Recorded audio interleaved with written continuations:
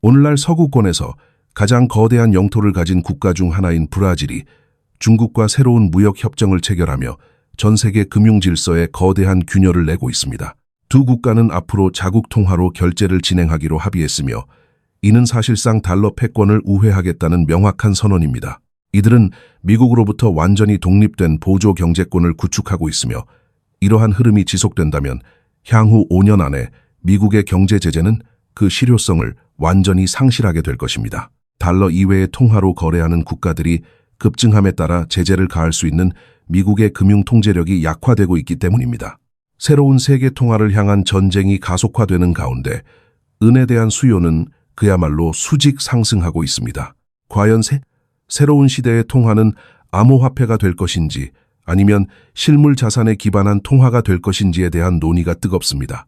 현재 은의 가격을 살펴보면 이 영상을 기록하는 시점을 기준으로 1온스당 80.56달러를 기록하고 있습니다. 불과 2달 전까지만 해도 50달러 선에 머물렀던 것과 비교하면 놀라운 상승세입니다.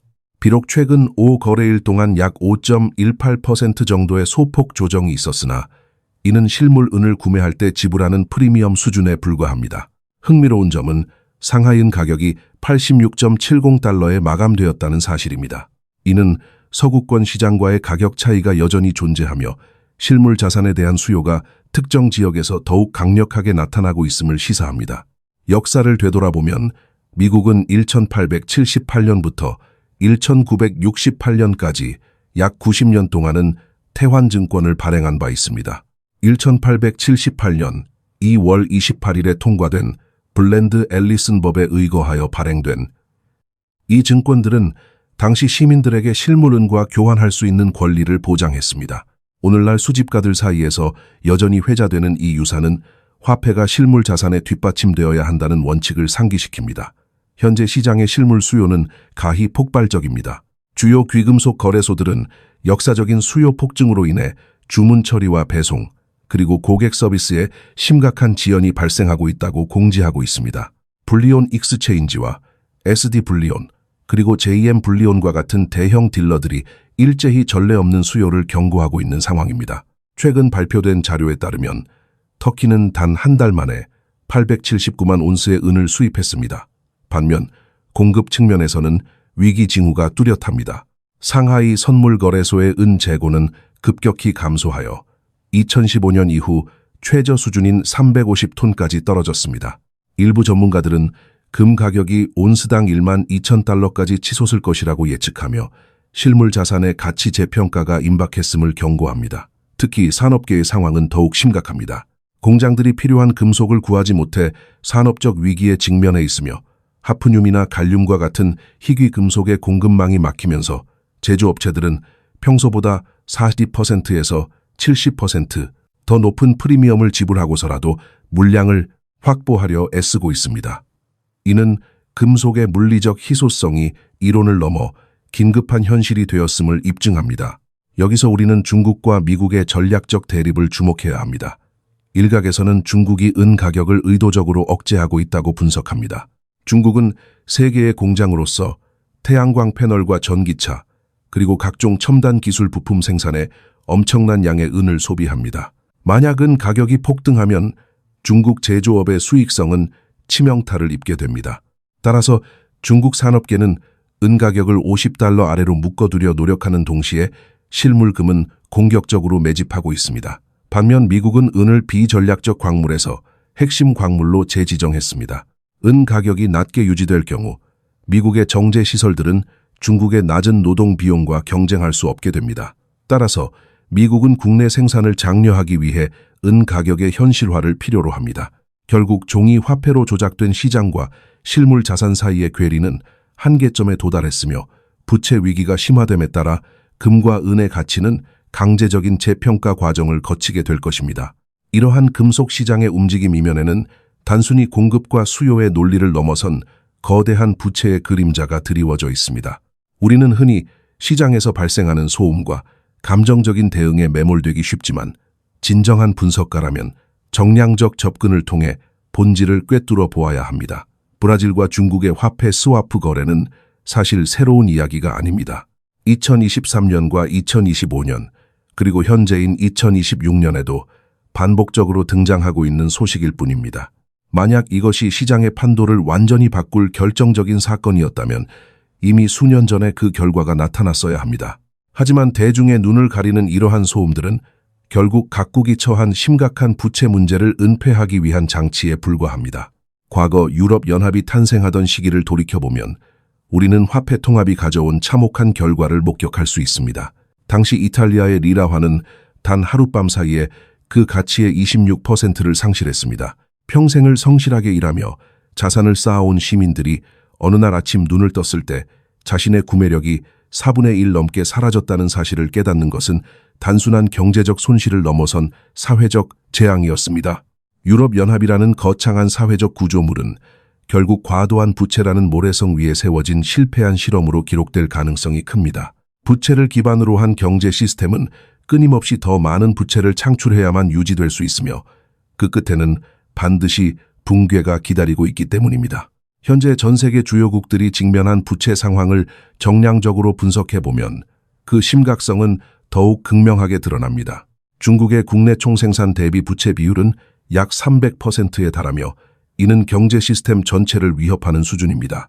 미국의 경우 공식적으로 기록된 국내 총생산 대비 부채 비율은 128% 수준이지만 실제로 얼마나 많은 화폐가 발행되고 유통되었는지 그 정확한 규모를 파악하는 것은 불가능에 가깝습니다.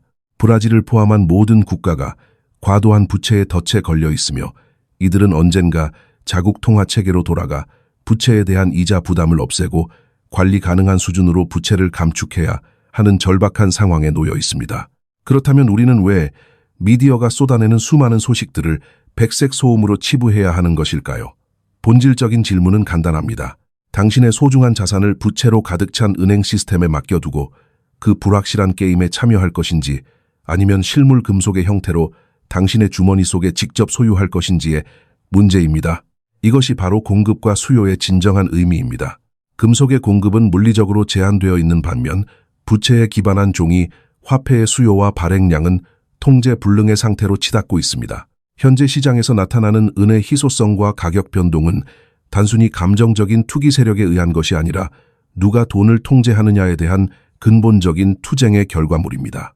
우리가 지속적으로 강조하는 핵심 원칙은 당신의 손에 쥐고 있지 않다면 그것은 당신의 것이 아니라는 점입니다. 은행 계좌에 찍힌 숫자는 시스템이 정상적으로 작동할 때만 유효한 약속일 뿐입니다. 하지만 현재의 시스템은 역복리 구조를 만들어냈고 그 어떤 정부나 국가도 이 수학적인 굴레에서 벗어날 수 없습니다. 모든 국가가 감당할 수 없는 이자의 늪에 빠져 있으며 이는 결국 법정 화폐 시스템의 종말을 예고하고 있습니다. 이러한 거시적인 흐름 속에서 대중은 주류 언론이 전하는 지엽적인 사건들에 현혹되지 말고 통계와 수치를 바탕으로 한 냉철한 판단을 내려야 합니다. 최근 중국이 보유한 미국 국채 규모가 2008년 글로벌 금융위기 이후 최저치로 떨어졌다는 사실은 시사하는 바가 큽니다. 그들은 이미 자산의 안전성을 담보할 수 없는 종이 채권을 처분하고 브릭스 국가들과 함께 실물 자산에 기반한 새로운 화폐 체계로의 전환을 꾀하고 있습니다.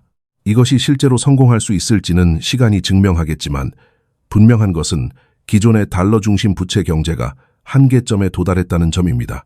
이러한 위기 상황 속에서 기득권 세력과 각국 정부는 자신들의 통제권을 유지하기 위해 또 다른 대안을 모색하기 시작했습니다.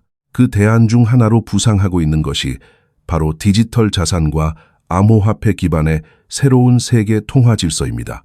디지털 화폐 체계로의 전환은 단순히 기술적 진보가 아니라 기존의 부채 기반 경제가 임계점에 도달했음을 알리는 강력한 신호입니다. 최근 미국 정계와 금융권에서 비트코인을 국가 전략 자산으로 비축하려는 움직임이 가속화되고 있는 것은 매우 상징적인 사건입니다. 신시아 루미스 미국 상원의원은 미국의 국가 부채 문제를 해결하고 금융혁신의 글로벌 리더 자리를 확고히 하기 위해 전략적 비트코인 비축 이니셔티브를 제안했습니다. 그녀의 주장에 따르면 비트코인의 사용이 확대될수록 전체 금융 시스템은 더욱 안전하고 견고해지며 전 세계의 요구를 충족할 수 있는 능력을 갖추게 될 것이라고 합니다. 이러한 흐름은 과거 금본위제 시대의 디지털 버전과 같은 환상을 대중에게 심어주고 있습니다. 하지만 우리는 이러한 장밋빛 전망 이면에 숨겨진 냉혹한 현실을 직시해야 합니다.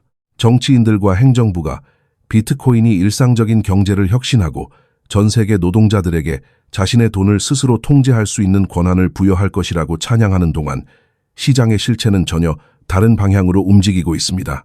암호화폐 시장에서 단 30분 만에 400억 달러 이상의 시가총액이 증발하는 사건이 발생한 것은 이 시장이 얼마나 취약한지 보여주는 단면입니다. 시스템이 노동자들에게 축복이 될 것이라는 주장이 무색하게도 변동성이라는 이름의 칼날은 여전히 일반 투자자들의 목을 겨누고 있습니다. 더욱 의구심을 자아내는 것은 기관 투자자들의 이중적인 행태입니다.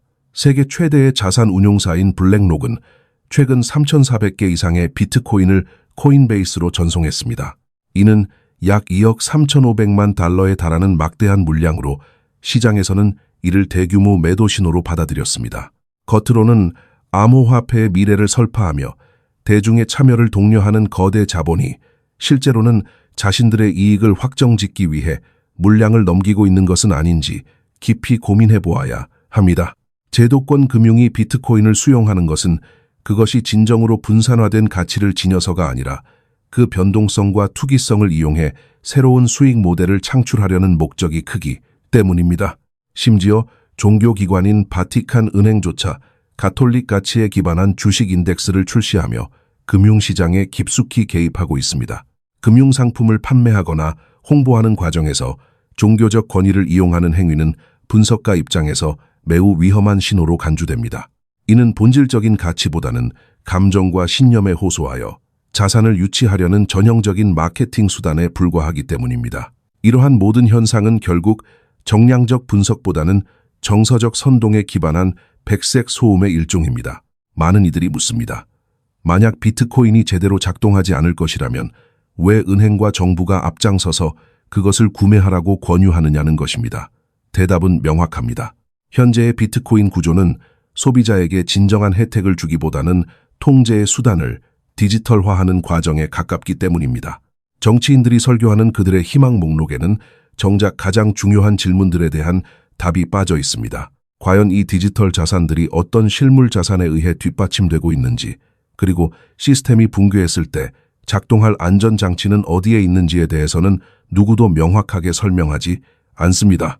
자산의 뒷받침이 없는 디지털 숫자는 법정 화폐가 가진 근본적인 결함인 부채의 붓을 해결할 수 없습니다. 그것이 아무리 혁신적인 장부 기술을 사용한다고 해도 실질적인 가치를 지닌 실물 자산과 연결되지 않는다면 결국은 또 다른 형태의 환상에 불과할 것입니다. 우리는 전 세계적인 인플레이션과 구매력 저하라는 도둑질에 노출된 채 살아가고 있습니다. 현재 미국 가계 부채의 연체율은 4.8%까지 상승하며 2017년 이후 최고치를 기록하고 있으며 특히 저소득층과 젊은 층의 고통은 극에 달하고 있습니다. 이러한 상황에서 정부가 제시하는 디지털 대안이 과연 서민들의 삶을 구원할 수 있을지는 의문입니다. 우리가 목격하고 있는 것은 기존 체제의 붕괴를 막기 위한 필사적인 몸부림입니다. 정부와 거대 자본은 대중의 주의를 분산시키기 위해 끊임없이 새로운 이슈를 만들어내고 있습니다. 하지만 정량적인 데이터는 거짓말을 하지 않습니다. 실물 경제의 붕괴와 부채의 폭발적인 증가, 그리고 이를 가리기 위한 디지털 화폐로의 유도는 모두 하나의 거대한 흐름 속에 있습니다. 진정한 자산의 가치는 시스템이 허락한 숫자가 아니라 당신이 실제로 통제하고 소유할 수 있는 물리적인 자원에서 나옵니다. 이러한 거시적인 불안정성은 이제 개인의 삶을 지탱하는 가장 기초적인 토대인 부동산과 세금 문제로까지 전이되고 있습니다. 이러한 가계부채의 위기와 구매력의 상실은 이제 우리가 발을 딛고 서 있는 가장 기본적인 터전인 부동산으로까지 그 마수가 뻗치고 있습니다. 전 세계적인 인플레이션과 통화가치의 하락 속에서 많은 이들이 실물 자산인 부동산으로 도피하려 했지만 그곳에서도 정부의 교묘한 수탈은 멈추지 않고 있습니다. 최근 미국 각지에서 벌어지고 있는 재산세에 대한 논란은 단순히 세금의 액수 문제를 넘어 사유재산권의 근본에 대한 질문을 던지고 있습니다. 특히 텍사스주를 비롯한 여러 지역에서 나타나는 재산세 산정의 불투명성과 그 과정에서 발생하는 사기적 행태는 평생을 바쳐 내 집 마련의 꿈을 이룬 시민들을 다시 거리로 내몰고 있습니다. 수십 년 전 집을 사고 대출금을 모두 갚은 고령의 은퇴자들이나 농부들은 이제 자신의 집을 유지하기 위해 정부에 막대한 임대료를 지불해야 하는 상황에 처해 있습니다. 이는 사실상 정부가 부동산의 실질적인 주인이며 시민들은 자신의 소유지에서 살기 위해 끊임없이 돈을 상납해야 하는 기괴한 구조를 만들어냈습니다. 주택 가격이 인위적으로 부풀려짐에 따라 세금 부담은 가중되고 있으며 이는 젊은 세대가 시장에 진입하는 것을 가로막는 장벽이 될 뿐만 아니라 임대료 상승으로 이어져 사회 전체의 주거 비용을 폭등시키고 있습니다. 만약 한 가구가 매달 재산세로만 1,000달러 이상을 지불해야 한다면 이는 더 이상 공공 서비스를 위한 분담금이 아니라 가계를 파괴하는 가혹한 징벌에 가깝습니다. 우리는 이 시점에서 텍사스 대법원에서 다뤄지고 있는 백슬러 사건과 같은 법적 투쟁에 주목해야 합니다. 이 사건은 단순히 한 개인의 소송이 아니라 전문 평가 표준이라 불리는 USPAP가 어떻게 대중을 기만하고 사기적인 교육부 채권을 발행하는데 악용되었는지를 폭로하는 중요한 이정표입니다. 현재 미국의 수많은 자산평가 과정에서는 조사 권한이나 소환권이 없는 행정체계 내에 시민들을 가두어 두고 체계적인 사기에 대해 사법적 검토를 받지 못하도록 차단하고 있습니다. 이는 명백한 헌법 위반이며 적법 절차의 원칙을 무시하는 처사입니다. 평가검토위원회가 배타적인 권한을 행사하고 수석평가사가 저지른 부정행위에 대해 법적 구제수단이 없다면 이는 법치주의의 실종을 의미합니다.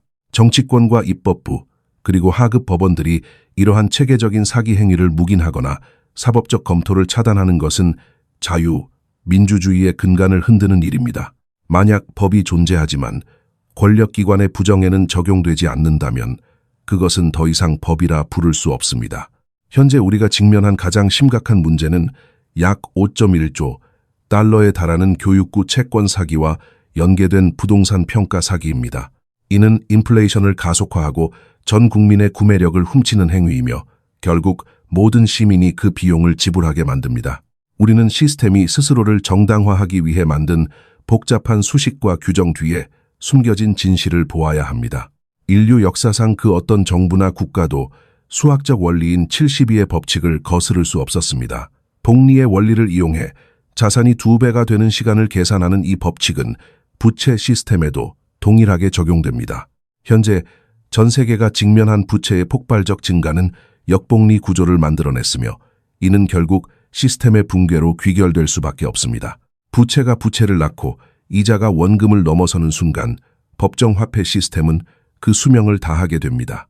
이러한 거시적인 경제 원리를 이해한다면 우리가 왜 실물 자산에 집착해야 하는지 그 이유가 명확해집니다. 결론적으로 우리는 거대한 전환의 시대에 살고 있습니다. 브라질과 중국의 무역 협정으로 시작된 달러 패권의 균열과 산업적 수요 폭증으로 인한 실물 은의 희소성, 그리고 디지털 자산이라는 이름으로 포장된 새로운 통제 시스템의 등장은 모두 하나의 지점을 향해 달려가고 있습니다. 그것은 바로 기존의 부채 기반 경제 질서의 종말입니다. 정부와 금융기관이 당신의 자산을 지켜줄 것이라는 환상에서 깨어나야 합니다. 그들은 오히려 인플레이션과 세금, 그리고 사기적인 평가 시스템을 통해 당신의 노동 가치를 끊임없이 희석시키고 있습니다. 당신이 손에 쥐고 있지 않다면 그것은 당신의 소유가 아니라는 사실을 다시 한번 명심하십시오. 금과 은 같은 실물 자산을 확보하고 자신이 거주하는 지역의 재산세, 산정 과정과 같은 행정적 불의에 대해 끊임없이 목소리를 높여야 합니다. 지식은 곧 힘이며 시스템의 작동 원리를 이해하는 것만이 다가올 경제적 폭풍 속에서 자신과 가족을 보호할 수 있는 유일한 방법입니다. 우리는 단순히 숫자에 불과한 종이 화폐의 노예가 되기를 거부하고 실질적인 가치와 정의가 승리하는 세상을 향해 나아가야 합니다. 미래는 준비된 자들의 몫입니다. 세상이 어떻게 변하고 있는지 냉철하게 주시하고 감정적인 소음이 아닌 정량적인 데이터와 역사적 교훈을 바탕으로 행동하십시오. 우리가 함께 진실을 공유하고 연대할 때 비로소 거대한 부채의 사슬을 끊어내고 진정한 경제적 자유를 되찾을 수 있을 것입니다. 지금 이 순간에도 시간은 흐르고 있으며 수학적 진실은 변하지 않습니다. 당신의 자산을 지키기 위한 투쟁은 바로 지금 당신이 서 있는 그곳에서 시작됩니다.